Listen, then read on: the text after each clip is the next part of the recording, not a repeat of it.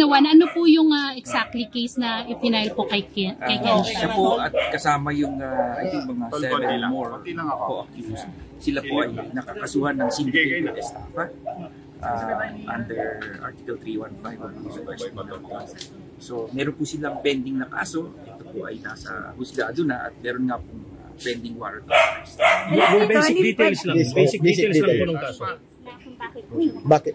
Kulang pa. Basically, merong complainant na according to the complaint ay hiningan ng investor. Kensha. Hiningan ng investment. Hindi naman sila authorized to solicit investments from the public. And using misrepresentations and fraudulent schemes ay nakakuha sila ng pera against dito sa complainant.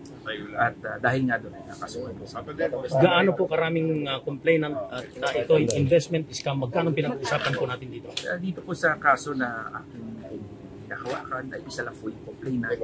Pero may hindi ko po alam kung may mga iba pang complainants against them.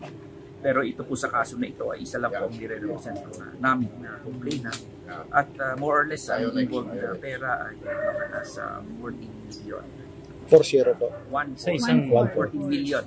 Sa isang bigayan lang to, attorney? I think base dun sa complaint, mga dalawang bigayan.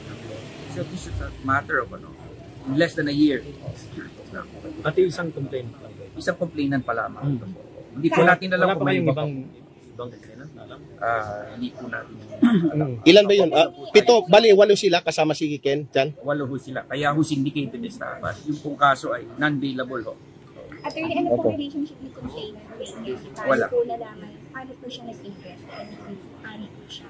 Well, mahabang istorya. At, of course, I cannot talk about the merits of the case no, kasi kami po ay barred by the sub judice rule. Nasa korte na po kasi. Ang talagang po ngayon ay tinry lang natin na i-serve talaga yung warrant. Actually, pangalawang beses na ngayon na tinry na i-serve yung warrant. Baka sakali na. So we'll go back to court. Hindi na-serve yung warrant? No, sinerve na natin. Pangalawang beses. Hindi siya nakita eh. Wala siya. Dahil wala siya. Pero yung iba pong mga kasama niya, attorney, na-serve na rin po ba yung warrant sa kanila? Kasama po silang pinag-aaralan. May mga impormasyon na nasa labas na daw sa ng Pilipinas. Hindi po natin ma-verify but we're doing everything to serve the warrant. So yung iba pong kasama niya, lahat po ito, attorney, hindi pa po nagpapakita? Hindi pa po. Ito po bang mga kasama niya, meron din po bang mga taga-showbiz or puro businessman po? Sa pagkakaalam ko ay si Kensha lang. Actually, hindi ko alam na showbiz siya. Pero attorney, ito po ba parang corporation sila at nakaregister po ba sa SEC yung kanilang kumpanya?